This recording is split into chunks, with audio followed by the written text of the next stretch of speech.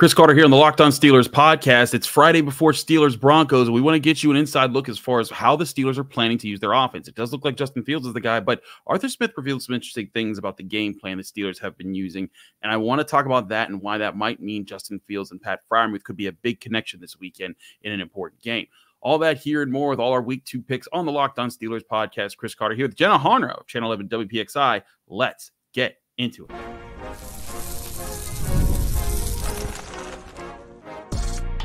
You are Locked On Steelers, your daily Pittsburgh Steelers podcast, part of the Locked On Podcast Network, your team every day.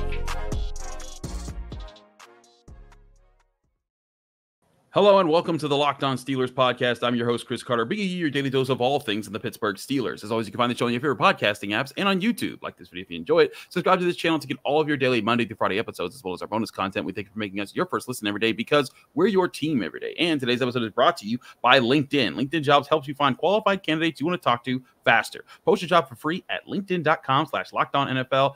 Terms and conditions apply. As before, we're joined by herself, Jenna Harner. She's back on the show. Jenna, always great to have you on the show. It's Friday. It's Broncos week. And I want to talk to you because it does look, and we've talked about this all week, it does look like Justin Fields might be the guy. There's still, I guess, room for Russell Wilson to come back, but he was kind of open that, he doesn't feel 100% yet, and they're still working out what it would take for him to get there. But I thought the real interesting thing was Arthur Smith, offensive coordinator, got asked about Justin Fields and him not throwing to the middle part of the field. And, of course, when people saw that passing chart after the Steelers-Falcons game, even though it was a win, people were like, oh, gosh, is this Matt Canada again? But Arthur Smith revealed that it was very pointed and talked about, hey, and it's something we said on the show, Justin Simmons and Jesse Bates, they were the best parts of the Falcons defense. They patrol the middle part of the field. We wanted to make life simpler by going there. I thought it was very interesting that he illuminated that to say, we're protecting Justin in that right there. And Justin Fields even kind of talked about, sticking to the game plan. That's my job on this team. Yeah, and you can just see the way that this offense is coming together in the way that it is. I think a lot of people saw that the plays chart after the week 1 win over the Falcons. And like you said, everyone I saw on social media, there was so much, oh, this is Matt Canada's offense. This is this, da-da-da. There is a clear, concise, direct plan that this offense has this year, and they are going to utilize that. They are going to take advantage of what's given to them.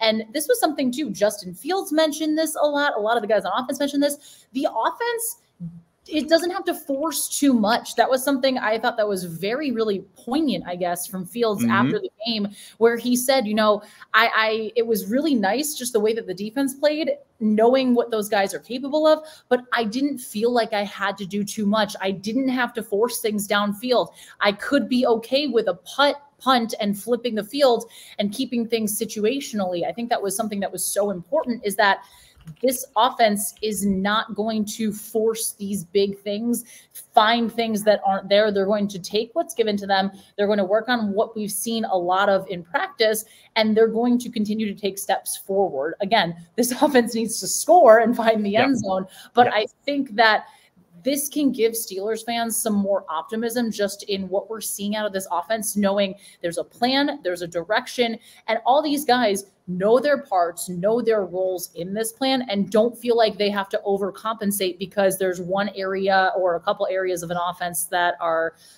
faulty or just aren't quite what they need it to be. Agreed. I think that's the thing, is that everyone gets that there's a plan and understands the plan and knows the plan. And it makes it easier for everyone to kind of rely on each other to get things done. And I think that's a big part of what Arthur Smith is bringing to the Steelers offense.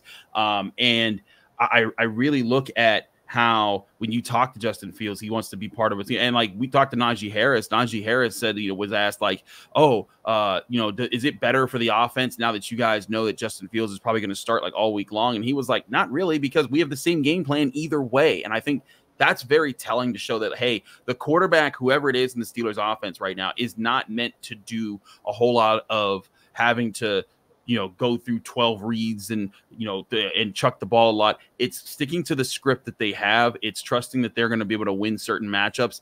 And again, that goes to that puts less pressure on the quarterback, but it also, I think for the running backs, it's the same deal. Like Najee Harris and Jalen Warren don't have to do too much. Pat Freiermuth doesn't have to do too much. George Pickens doesn't have to do too much. Everyone just stick to your role, stick to your script. Remember, this is still a defensive-led team, and you guys then will possess the football and win the important downs. And it's funny you mentioned Najee saying that, because we heard George Pickens in the locker room after practice on Wednesday say the same thing. He was asked, is there almost kind of a comfort level in the fact that you guys know coming into this week, Justin Fields is your quarterback. You have the week to work with him. And Pickens is like, not really. We've had all training camp, all preseason to work with both of these guys. We feel incredibly comfortable with both Justin Fields and Russell Wilson. It's really just about us as individuals each going out there and doing our job and making the plays we're supposed to make. And again, I think this just speaks to the leadership of Arthur Smith. This offense knows the identity they want to have. They know the direction that they want to go.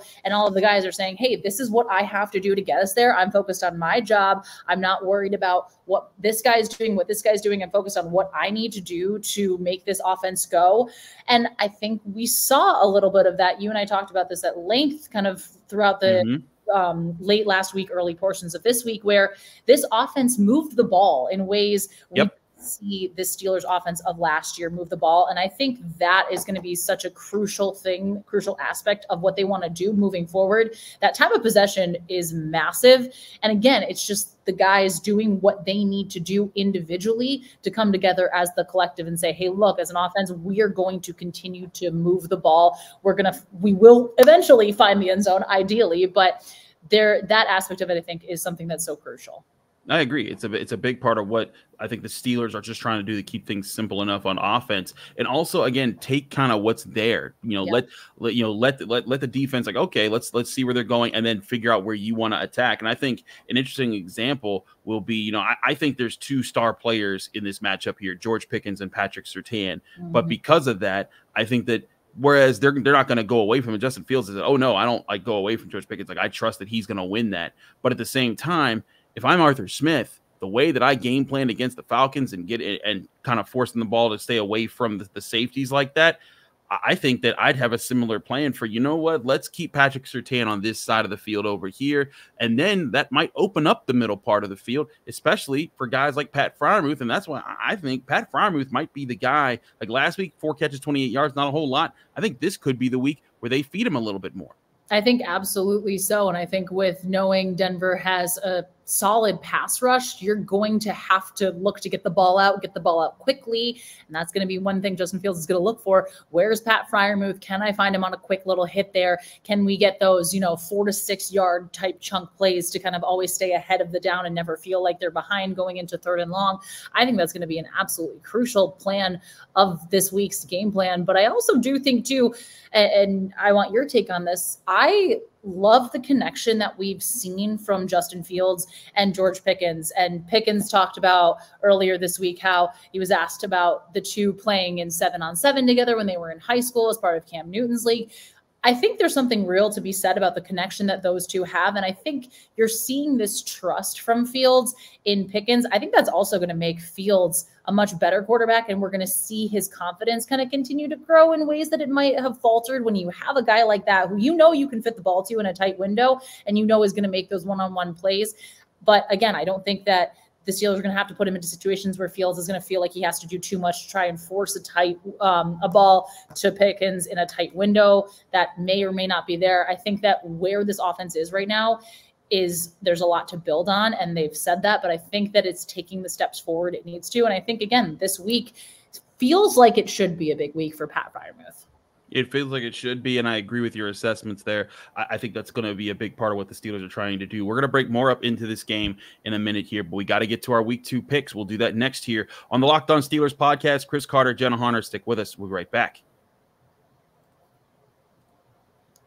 But first, I remind you this show is brought to you by LinkedIn. When you're hiring for small business, you want to find quality professionals that are right for the role. That's why you have to check out LinkedIn Jobs. LinkedIn Jobs have the tools that can help you find the right professionals for your team faster and for free. LinkedIn isn't just a job board. LinkedIn helps you hire professionals you can't find anywhere else, even those who aren't actively searching for a new job but might be open to the perfect role. In a given month, over 70% of LinkedIn users don't visit other leading job sites. So if you're not looking on LinkedIn, you're looking in the wrong place. On LinkedIn, 86% of small businesses get a qualified candidate within 24 hours. Hire professionals like a professional on LinkedIn. LinkedIn knows that small businesses are wearing so many hats and might not have the time or resources to hire. Post your job for free at linkedin.com/LockedOnNFL. That's linkedin.com/LockedOnNFL to post your job for free. Terms, conditions apply. We're also brought to you by FanDuel Sportsbook, the #1 sportsbook in America. When you've heard of FanDuel, it is #1 sportsbook because it gives you all the odds, ends, and lines that you need to bet. And looking at Steelers Broncos, it has been interesting all week. The line has sort of started to settle a little bit. You're at right now, the Steelers still are 2.5-point favorites at -115 on FanDuel Sportsbook. They also, if you take them straight up, it's -154 to the Broncos, +130, and over under still sitting at 36.5. A reminder, the Steelers started off as 3-point favorites, maybe wondering if that half point is attributed to Justin Fields starting. We'll see how that plays out. But again, FanDuel is the place that you need to go to make all your bets because they have so many great opportunities. And right now, they also have an opportunity for you to get something extra on top of it. Now through September 22nd, all FanDuel customers can bet $5 and get a 3-week free trial of NFL Sunday Ticket from YouTube and YouTube TV. Then with the YouTube TV base plan, you'll be able to watch every regular season afternoon out-of-market game. All you need is a Google account and a current form of payment, and you can cancel at any time. Just visit FanDuel.com to download America's #1 sportsbook.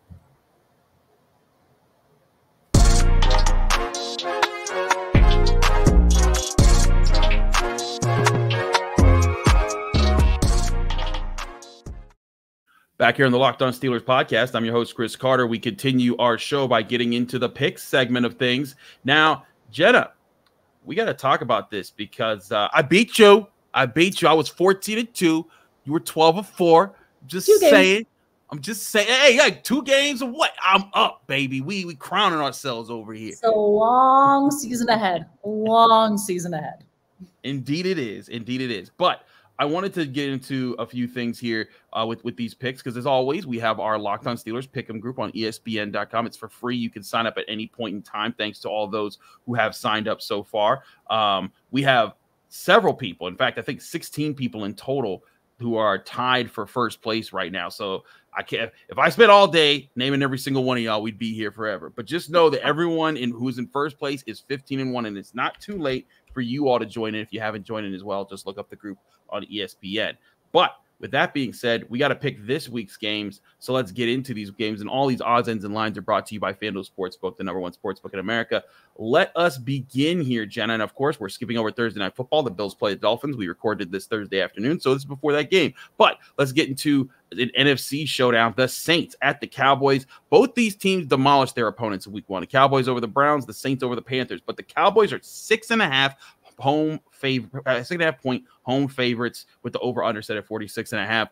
I'm easily taking that they're going to win. I might though say that the Saints could cover that because that's a large spread. It feels like a very large spread. I'm going confidently in the Cowboys, as much as I hate saying that as a Giants fan. We'll get to my thoughts on that team at some point because they don't even deserve to be called by their names.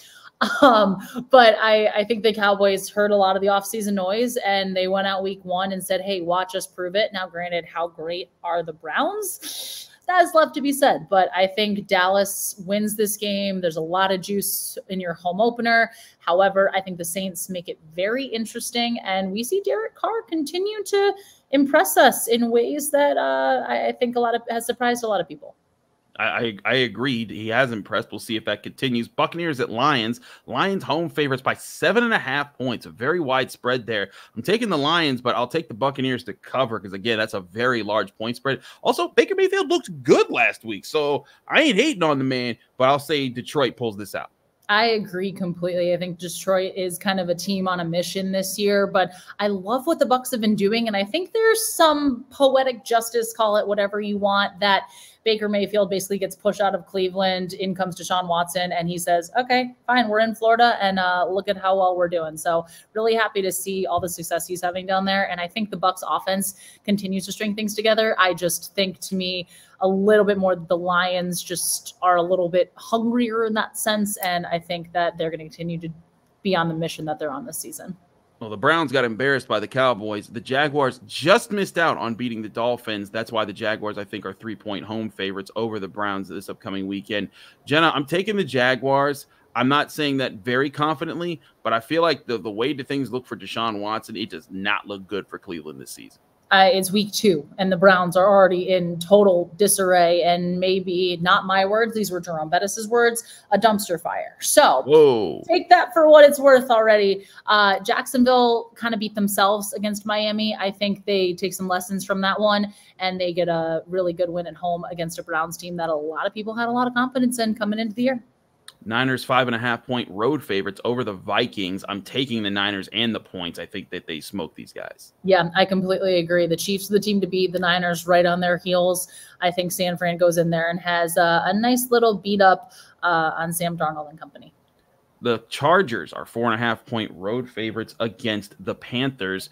I'll take the Chargers and more points than that, frankly, how the Panthers have looked. I'm thinking that Los Angeles is going to win big here. Yeah, not great, Bob, for Carolina and the state of the Panthers right now. The Chargers are going to continue to roll, and they're going to do so in Charlotte. Baltimore Ravens 8.5-point home favorites over the Raiders. I'll take the Ravens. I'm scared about that spread, though. 8.5 points is a lot of points. And, like, the Raiders are just that weird team that we still don't know what they actually want to be. But I'll take the Ravens just out of safety. Yeah, I think the Ravens win this game. I think the Raiders have a lot of questions still unanswered. I do think Antonio Pierce is a really good guy at the helm for them, at least right now, just in the way that he's able to galvanize this group and the way that they really, you can see, want to play under him. I just think that there are too many questions that I have unanswered about this team. I feel more confident in the Ravens and what they put on display week 1. Plus, they get the extra rest. A Super Bowl rematch in the Seahawks with the Patriots. Granted, very different teams from when they clashed in the Super Bowl years ago. But the Seahawks are 3.5-point favorites on the road in New England, traveling from coast to coast. The Patriots impressed me last week, Jenna. They beat up on the Bengals. But I also think that the Bengals didn't play too well in that game. I think the Seahawks find a way to win this. Yeah, I think Seattle wins this game. I think I'm still not entirely sure a lot about the Patriots and just kind of what they're about. I think week 1 was a really good win for them against a Bengals team that people had high expectations on with this start of the season. But I like Seattle in this one. I also like DK Metcalf to have a more productive week than last week. All eyes were on Jordan Love when he got injured last week, and that was a big thing to consider. And I think that's why that plays a big role why the Colts are 3-point road favorites in Green Bay against the Packers.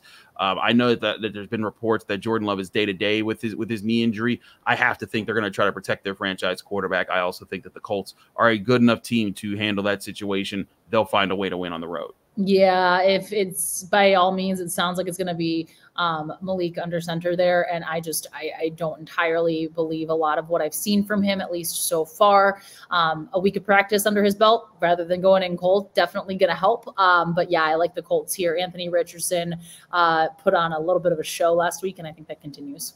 We're going to do some quick picks here to get out of this segment so we can get to our final segment here. Jets at Titans. I'm taking the Jets. They're 4-point favorites. Yep, going with the Jets on this one as well. Your New York Football Giants are 1.5-point dogs on the road against the Commanders. I'm taking the Commanders. I'm sorry, your guys have looked pretty bad. Yeah, they look not great, Bob, and even worse than that. So anytime the Giants are playing this year, just pick against them, please. Just make money for yourself. Celebrate the visit team. The Rams are 1.5-point road dogs against the Cardinals at home.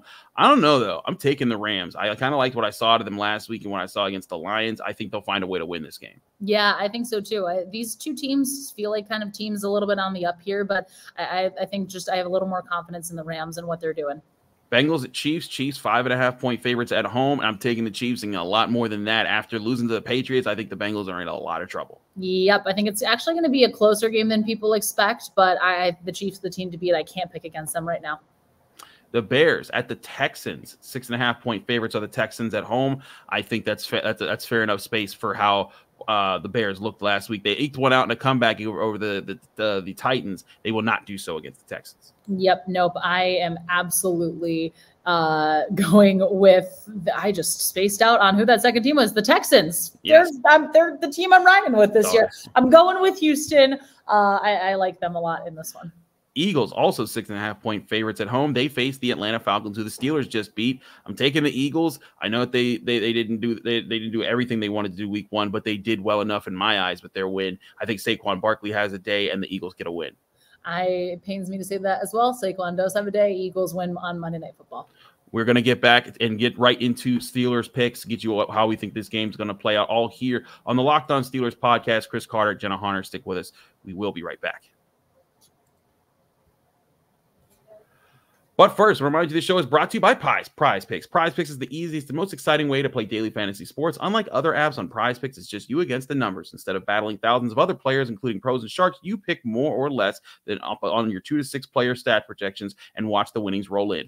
PrizePicks is the fun new daily fantasy game that everyone needs to start playing right now. Special deals right now allow you to win easily with Caleb Williams. All you have to do is just say Caleb Williams will get more than 1 yard a passing yard all of September. That's right. Boost your PrizePicks all this month with an automatic win by picking Bears rookie quarterback Caleb Williams to gain just 1 yard every time he plays, and you can stack your wins all month long. And now on PrizePicks, you can win up to 100 times your money with as little as making 4 correct picks. PrizePicks includes NFL, NBA, MLB, NHL, college sports, and more. Download the PrizePicks app or go to PrizePicks.com to sign up to play daily fantasy sports. Go to PrizePicks.com/LockedOnNFL. Use code LockedOnNFL to get $50 instantly when you play just $5. That's code LockedOnNFL to receive $50 in a bonus for just playing $5. PrizePicks, run your game.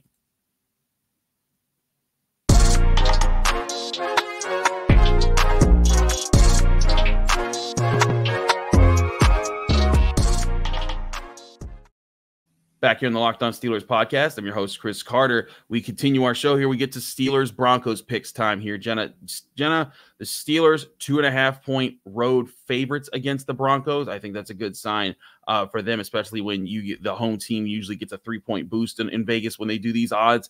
If I'm looking at this, what's the biggest thing you want to see the Steelers get done to be able to win this game? You're muted.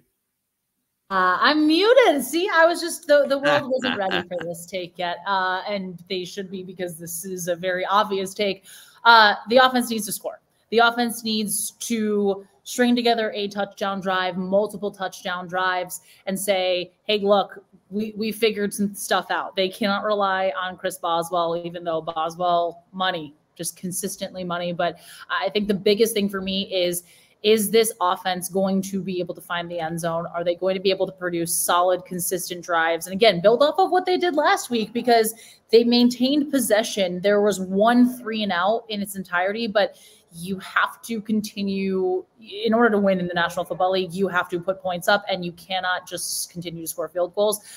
And like you and I said in the first segment, I think that starts with getting the ball to Pat Freiermuth, getting the ball quickly to Pat Freiermuth, and continuing that run game, finding consistency in that, because we saw the ability for play action to happen when the Steelers found some really solid runs from Najee Harris and Cordero Patterson last week. But I think we just need to see a more complete game from the offense. And they can't have a slow start. Something Justin Fields said, it will not happen again. You have to go out there. You have to start strong, score on the first drive. Even if it's just a field goal, find ways to get on the scoreboard. And I think that they'll do that this week. I think that they will fare very well. I think that's definitely the thing here. The offense has to finish. The offense has to put drives in the end zone, build leads. And that's why, like, my biggest key is what in all of this has to be a part of a project to put this game on Bo Nix, a rookie quarterback with an injured offensive line, to have to beat you by throwing the ball downfield while your defense is pressuring and covering and doing what you do. If you make it about him doing that, this game is easily in the Steelers' hands. So that's why you got to be able to run the ball. You got to be able to build a lead. You got to do things the right on offense. You also have to shut down their run game. Their run game didn't get going last week, and that's fine. But you got to make sure it doesn't get going this week. You do all those things. You make this all about Bo Nix and him connecting with Cortland Sutton and name a Broncos wide receiver behind him. You Troy Franklin, because they also have some injuries at wide receiver. You make it about that. I think the Steelers put themselves in a very favorable position to win this game. But with that being said, Jenna, give us your final score prediction and where you see the turning point coming in this game. So I'm going 23-13 Steelers. I think the Steelers score 2 touchdowns. I think one's a rushing touchdown, and then you either have a passing touchdown or defense making some big plays and getting a score there. A couple field goals. I don't think this one's ever going to feel as close as it might seem. Again, you mentioned just the rookie quarterback aspect of Bo Nix. We know the Steelers defense, how it gives rookie quarterbacks, tends to give them fits. I think he's going to have a very, very difficult day with TJ Watt bearing down on him, Watt playing the way that he has already shown he can start the season off. And then, of course, the secondary, again, we talked about earlier too, guys on offense being able to just do their jobs. That's such a crucial part of this defense too. And that was something they said. They're like, hey, we just all have to, that was the biggest change from the adjustment in halftime against the Falcons. They said, hey, look, we really just were like, hey, we got to trust ourselves. We got to trust ourselves to do the job. And you saw that reflected in the turnovers there. So I think this one comes down to a turnover. I think the offense builds a lead. And then I think you see the defense, whether it's TJ Watt, whether it's Minka, whether it's any of those guys, Deshaun Elliott, Dante Jackson coming up with a big play there that the offense scores, finishes off, scores on. The Steelers are ahead by like 10 and just kind of hold that margin throughout this one. Yeah, I think that's a very safe way to look at this, because I think the Steelers have a lot of advantages in this game. Yeah. Granted, the Broncos could hit their advantages too. They have, I mean, Pat Surtain, if he creates turnovers, that's going to cause a problem. But I think the Steelers showed last week they can stick to a script on offense, and that's the biggest thing. Stick to a script and execute. I actually think this might be a little bit wider of a margin, because I also think that their quarterback, the Broncos, I don't think Bo Nix is ready for what's coming his way. I also think TJ Watt, he was mad going into week 1 simply because of how he didn't get the award last week. He's even more mad after that because of the 2 sacks that were taken away from him that he, used choice language about when he was talking to the NFL officials last week. That being said, I think the turning point is TJ Watt goes ballistic once the Steelers offense gets just enough of a lead. TJ Watt goes ballistic, it creates some turnovers, and then the Steelers offense builds off of that. I have this final score being 27-6 Steelers. Ooh. I think it's a resounding win in their favor, just looking at how these teams match up. Of course, it's on the road. They haven't won in Denver since 2009, and that's something that it's been that long. But I think that all the matchups favor the Steelers right now, barring any crazy injuries to someone on the Steelers roster. Yeah, no, I completely agree with you. And again, this health is kind of going to be what makes, especially this defense, go this season. So you hope just everybody can continue to perform at the level that they're performing at and stay healthy. But yeah, this one, this on paper should be one of those games where the Steelers go in, take care of business, and say, hey, now we come home. Now we get to welcome Steelers Nation to Acrisure Stadium for a matchup with the Chargers. Absolutely. She's Jenna Harner of Channel 11 WPXI. Jenna, thanks so much for joining us here on the Locked On Steelers podcast. Let people know where they can find you, follow you, and get more of your work. Thank you for having me. It's a joy to be here on Fridays. You can find me on Twitter at Jenna Harner 11, Instagram Jenna_Harner, locally here on WPXI. Tune in for Friday Night Football. Chris is back in Pittsburgh on a Friday night, so we get to talk some of the best high school football matchups here in Pittsburgh. So definitely tune in for that Friday night at 11:15 on Channel 11.